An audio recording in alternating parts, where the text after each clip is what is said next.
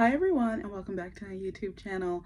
So it is January 1st. It is the first day of the new year and I'm very excited for this year. I'm hoping to get a lot of reading done, and I'm also a writer, so I'm hoping to get a lot of writing done. And I'm just hoping that this is going to be a really good year. So to start off, I wanted to do, I guess, like a short recap of last year and tell you guys my favorite 24 books of 2024. And then I'll move on and give you guys some of my reading goals and plans for this year. So starting off, I have a top 10, and then I'll start with like everything before the top 10 and then we'll move into the top 10. So this is in no particular order until we get to like my number one favorite book. But the first book I have is actually a nonfiction. It's a collection of essays. And these are Black Love Letters, edited by Cole Brown and Natalie Johnson. And it has a foreword by John Legend. And so in this, it's just Black love letters. So it's love letters to friends, it's love letters to lovers, to parents, all by different authors. And it has some really beautiful essays in here. And a few of my favorite authors are also in here. So Denise Smith is in here. Let's see, who else is in here? I read this, I think, at the beginning of last year, so I think I read this in February. It's a very good read if you want to read some black literature for Black History Month.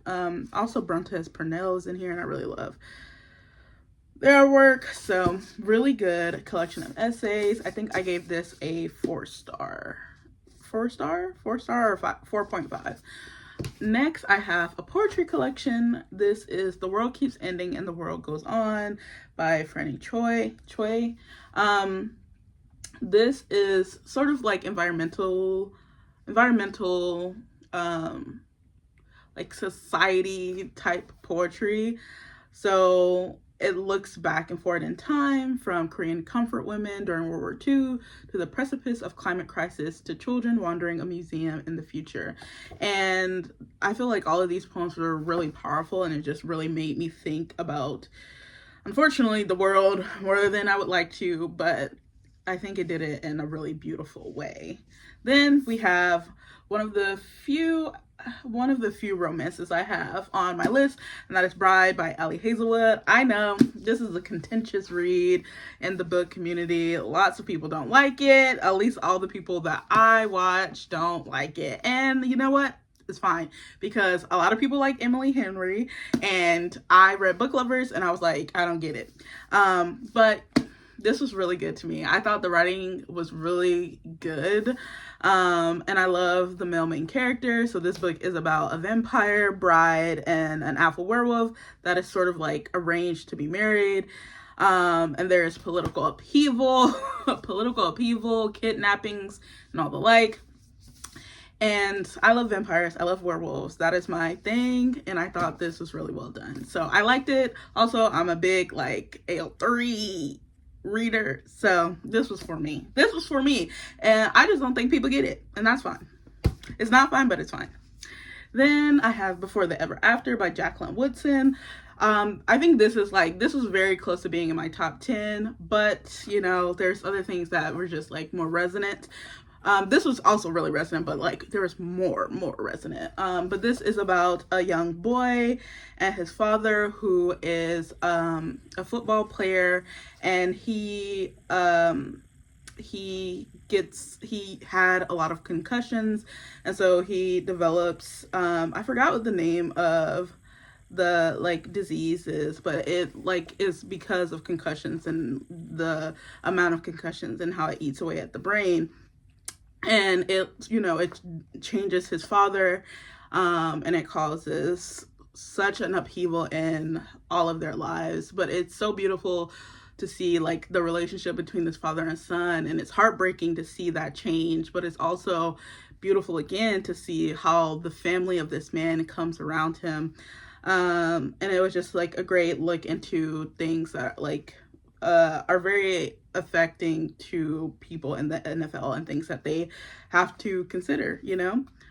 This is also told in verse, so It looks like this on the inside. And I just thought it was just like a really beautiful story and very touching. So I definitely recommend this book. Then I have a graphic novel. This is If You'll Have Me by Uni. And this was just really cute. It's a lesbian love story. I don't know if they're both lesbians. Shouldn't assume. But it's woman. And it was just really cute. Momo is just like this shy, sweet girl.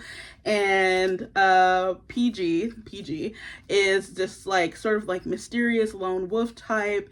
And just to see their relationship develop was really sweet. And it was just like a really comforting read. So if you're like need something to just really escape the world, chill and find comfort and just smile and kick your feet, this is definitely that book.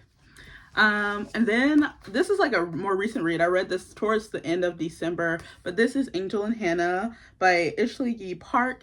This is also a novel in verse. And this is sort of a I would loosely say Romeo and Juliet retelling, but it's definitely like connected to that. But it follows these two young kids growing up in, I believe, 1990s Brooklyn. One character is Asian American, Korean American, and the other boy is Puerto Rican.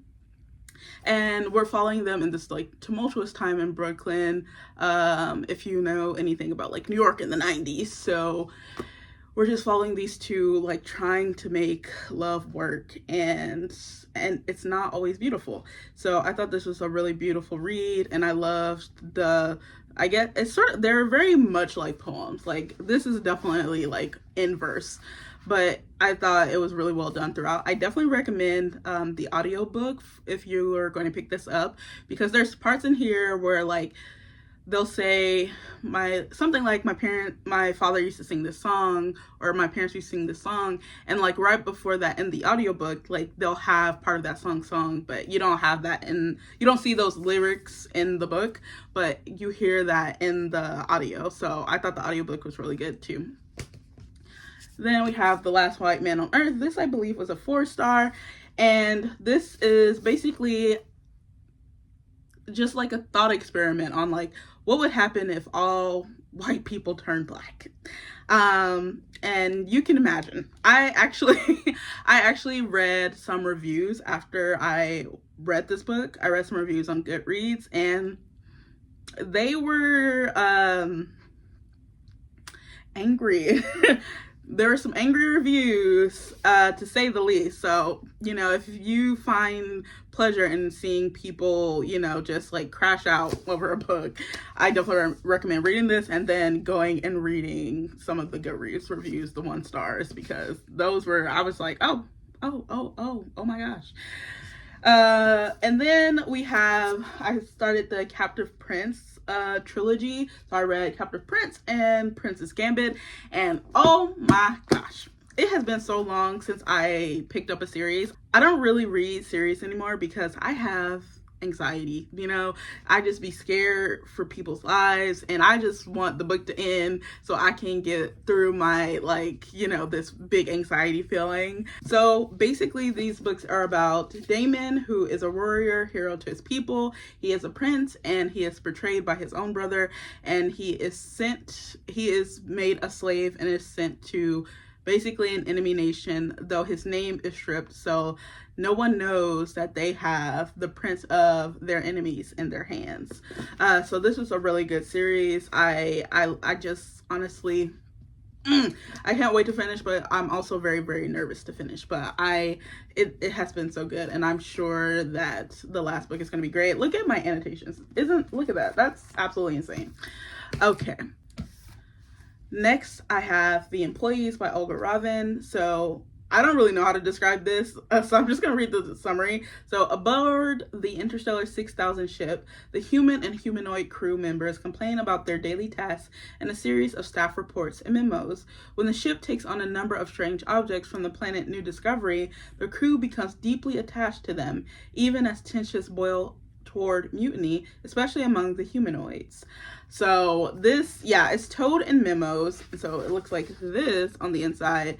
And this, you just have to lock in. You know, I had to lock in because when I first started, I was like, I felt disoriented.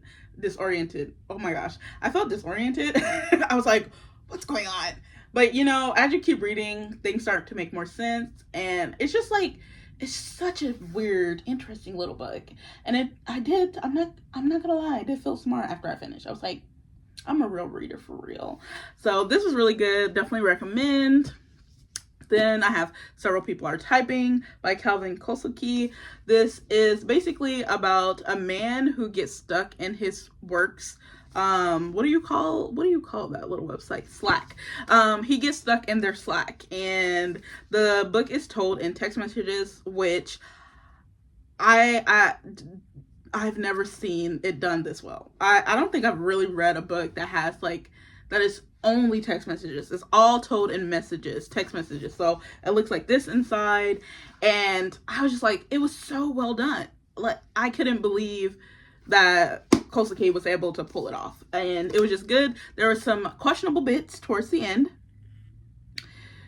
not in the writing, but in what the characters do. Very questionable, very kind of off-putting, but still a really good book. I think I gave this a 4.5. And then Felon by Reginald Dwayne Betts, which is a poetry book. This was so good because it's a real look at the effects of incarceration, and there's some poems in here that takes court documents and does like blackout poetry with them, and it really helps emphasize just like how the court system treats people who they consider to be criminals. So this was really good, really powerful. So next I have two poetry collections, both by Danez Smith.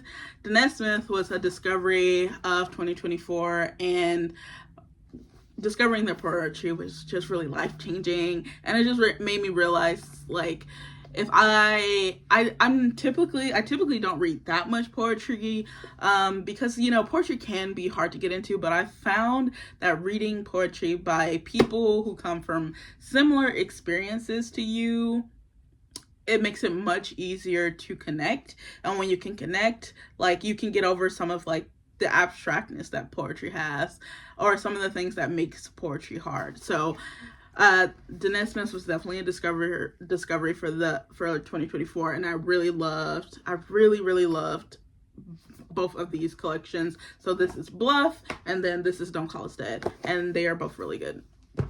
And then I have The Humans by Matt Haig. So this is about math. This is about a mathematician who discovers something about prime numbers that like will basically change the world and create like technological advances for humankind. But there's a group of aliens who have been keeping track throughout the universe of like when people make this, or when humans, you know, make this discovery, because them discovering this could have, you know, implications that could affect this alien species in negative ways. And so they don't want humans to have this knowledge, so they send an alien to Earth to destroy that knowledge. And I just thought that this was a really fun read. I loved the structure of this. It wasn't really structured in any like profound or crazy way. It was just that, I don't know, the way the chapter titles and how the book is done, I think was just really good, and it was really funny, and it was really funny, but it also, you know, it made me feel things, and I think that's hard for a book to do. So I really like this. Okay, now that we're done with those, let's do our top 10. So besides the top two, these are not in any particular order, but first I have Your Utopia by Bora Chung. This is a short story collection. And these are stories that the book says will crawl deep under your skin and change the way you see the most mundane objects and everyday interactions. And that is so true. There is a story in here about just like a smart elevator. And you just feel for the elevator. So this was, I love Bor Chung. I will buy anything that Bor Chung writes. I will buy it. When I read Chris Bunny the year before, so in 2023, and I liked Chris Bunny a little bit more than Utopia, but this one is also just a really brilliant short story collection, and I definitely recommend. Even if you don't like short story collections, you should be reading this. I don't care. I also read In the Dream House by Carmen Maria Machado. I actually started this in 2023 and finally finished it last year, but this is a memoir, and it is told in the most like brilliant way, I think. So it is an electrifying account of a relationship gone bad and a bold dissection of the mechanisms and cultural representations of psychological abuse. Each chapter is driven by its own narrative trope, the haunted house, erotica, the Bildungsroman, through which Machado holds her story up to the light while also casting a critical eye over legal proceedings, fairy tales, iconic works of film and fiction, and a broad swath of queer history. Yeah, so really brilliant. Like, each chapter starts as dream house as, and so we're really like, this dream house is like a setting for her to be able to explore this abusive relationship that she was in. Next, I have Mystery Lights by Lena Valencia. This is another short story collection. I initially picked this up because I just thought the cover was like really gorgeous, but this is a collection that sort of leans horror, and I think what this collection really does well is that it takes these moments that you think you know, and it adds horror, but it also like flips these moments so they're not what you'd expect, right? So I think in one of the first few stories, there's a woman who writes horror screenplays, and she's on a solo writing retreat, and she's out walking, and there are these like dogs that are around that like sort of seem like vicious, and she a truck happens to be coming up nearby, and he invites her into his truck to give her a ride back to her accommodations.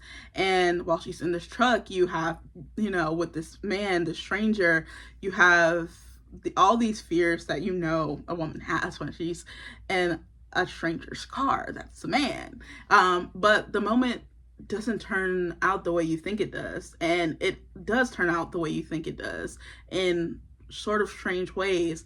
But I think that's what this collection does. It takes these moments that are like familiar and changes them, adds a little horror, but also just like changes how you would expect the story to go. And I thought the stories in here were really well written and really kind of creepy, so definitely recommend. And then we have Concentrate by Courtney Faye Taylor. This is another poetry collection, and Taylor is basically it is an exploration of the life of this woman who was murdered, this Black woman who was murdered, and her name is Latasha Harlins. You can look up the like whole thing about that, but she basically was this young girl who went into this convenience store and was murdered by the Korean store owner, and it started this like riot when this happened. And so it's an exploration of that, and just like Blackness and all these other things. But I really thought this was like, it's a definitely mixed media kind of poetry collection, which I think is very interesting, and I definitely recommend. It was a real powerful read, and I think everyone should read it and learn the history of Latasha Harlins. So next I have another Danez Smith, and I had to put Danez Smith in my top 10 because, like I said, a revelation discovering their poetry. And Homie was the first book I read by them, and it's just like another exploration of Black culture and pop culture and friendship and relationships, and Danez's own I guess, exploration of just like the things that they're going through, especially surrounding their diagnosis with, I believe, HIV. Yes. So another really powerful collection from Danette Smith, and I definitely recommend reading all of their work. Okay. Then this is one of the last few books I read in 2024. This is Remember You Will Die by Eden Robbins. So this is told entirely through obituaries, and it goes throughout, it like really, I think it starts around like, it goes throughout time. So it's there's like obituaries in here from like 136 CE. So it was just such a brilliant writing. I honestly couldn't understand how the writer was able to keep up with like all of the characters. There's 60 protagonists. There's 60 protagonists, and the connections between each of the obituaries, and just also connections between people themselves and time and things that like you wouldn't expect to like be connected are connected. And there's connections like physically from like, you know, generation to generation, offspring to offspring, but there's also connections from, you know, all the way from 136 CE to, I think this book ends around 2100 something, and there's like emotional connections. Like it just shows us like how humans are all connected to one another. But it was also just really cool, like a book told entirely through obituaries. Like, are you kidding? Like, are you kidding? It was brilliant. It was brilliant. It was one of the most brilliant books I read this year. And I also read The Housekeeper and the Professor by Yoko Ogawa. This was slow. It was slow to get into, but I think just like the emotional power of the book is what really kept me. So basically it's about this math professor who was in a car accident, and I believe his memory only lasts 90 minutes, something like that. And he's taken care of by this housekeeper, and this housekeeper introduces her son to him, and we see this relationship between these three people, and it is one of the most beautiful explorations of just like friendship, I think, ever, and just like caring for people. And I was just so moved reading this, and I really felt for each of the characters in this book. So I really loved this, definitely recommend. And then I have Grief is the Thing with Feathers by Max Porter. This is just such a weird little book. I also recommend the audiobook for this because some of this is like told in, I believe, is it in verse? It feels like it's in verse, but some of these chapters, you just will read it and you'll be like, I don't know how I'm supposed to be reading this. Like, literally, how am I supposed to be saying these words? So this is about these, I believe it's two sons and their father who've recently lost their mom and wife respectively. And it's just like a really deep exploration of grief. And also there's this crow that comes. It's very much giving like Nanny McPhee, this crow that appears, but not as benevolent, you know. But it was such a beautiful exploration of grief, and the writing is just really beautiful. Like the writing style is just wonderful. I definitely recommend reading and listening with the audiobook, because you just won't.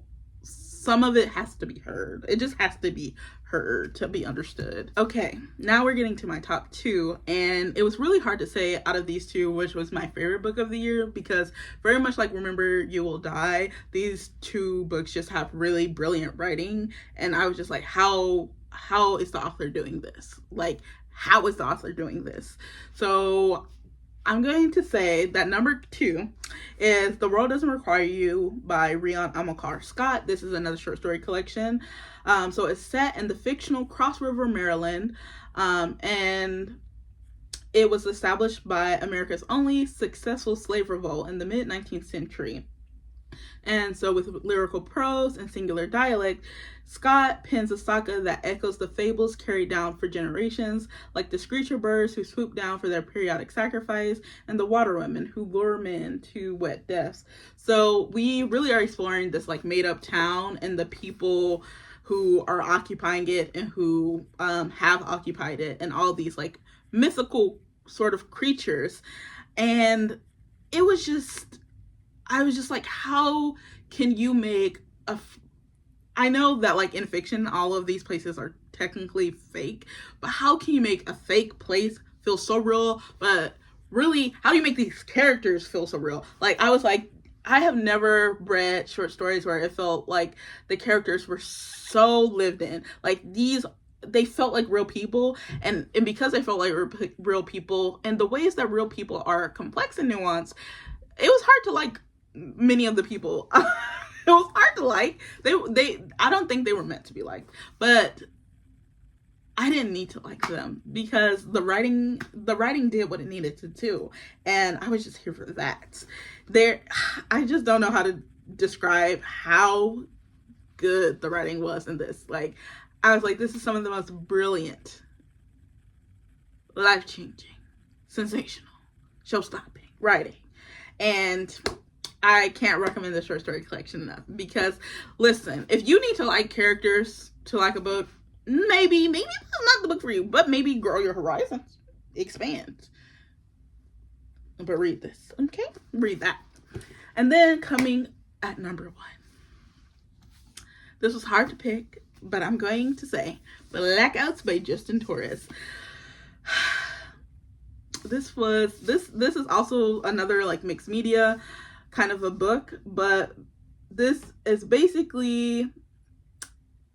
also another one of those books that is just like hard to describe because there's so much going on. But basically there is this young man who goes to this place called the Palace to basically live the final days of an old friend's life, and this old friend has collected these books called Sex Variants, a study of homosexual patterns. And in these books, the books have been sort of like blacked out, sort of like blackout poetry, and we're really just like seeing the life of these two men in this man's final days, but also going back in time for both men. And it's just like the book is doing a lot of interesting things. The mixed media in here is just, it makes the book really fun. I wanted to show a page, but there are genitalia on that page, but things like this, right? So you have things like that, and there's one part of the book that is really where the characters basically create these like movie scripts, and it was like so much happening, and for the author to be able to keep up with all of that and make such a resonant, emotionally impactful book, it was everything to me. It was everything to me. Also, it's gay. I love the gays, you know? So, favorite book of the year, Blackouts by Justin Torres. Whew! That was a lot, girl. That was a lot. So, now that we have gone through my favorite books of the year, my top 24, I just want to tell you quickly what some of my reading plans for 2025 is. So, first off, how many books I want to read? I want to read 100 books this year, but I have like a sort of like secret goal of 130 because when I was making my reading journal, on one of the pages, I like drew boxes. I mean, not boxes. I drew books to like color in as I read books, and because of how many I drew about 130 on the page. I was like, well, if I don't color in all 130, I won't feel accomplished. So my real reading goal is 100, but like in secret, it's 130. And then I want to keep track of the reading journal, of course. I actually want to be filling it out and keeping up with it. So I'll be showing you that as I do it. And then I want to read 50 of the books I've bought before 2025. Like, this is the year where I'm really trying to tackle my TBR. And a part of that, I kind of want to do this thing. I do have plans to like go book shopping maybe today, but I also want to do this thing where like I like have one book in, one book out. So if I want to buy a book, I need to read a book, and I think that'll help me, you know, not do what I did last year. I think I bought like 300 or 400 books last year, which is crazy because I only read 123 books last year, and a lot of those were like Kindle Unlimited. So I want to be reading books I own and not buying as many books as I bought last year. And then I want to read 3 books that are more than 500 pages because I've had big book fear for a while, and I have all these big books that are like pretty long, and I just look at them, I'm like, I want to sit there and read 700 pages. But this is the year where I get back into the big books. And then I want to read 2 of the books that I have owned for more than 5 years. There are books that I have owned for more than 5 years and haven't read. And then I want to read 2 books that I have owned for more than 10 years and haven't read. And there are books that I've owned for more than 10 years and haven't read, which I know is sad, but it is what it is. And then I want to finish a series I've already started. I also want to just be reading. I've started a lot of series. I want to be finishing them this year. So King's Rising, which is the 3rd book in the Captive Prince trilogy, that might help me hit that goal. But I want to be reading series again, you know? I want to get back into that. And then finally, I want to read 5 nonfiction books this year. I just want to be reading more nonfiction. I probably will be reading memoir, but maybe I'll throw in like a science book or a history book. That would be nice. Okay, so that is pretty much it for this video. I'm hoping to have a really great 2025 reading, hoping to put out more videos, and I'll probably see you back here on a Sunday, maybe a Thursday, or maybe any other day of the week where I actually get the video posted. So, that's it, and I'll see you next time. Bye.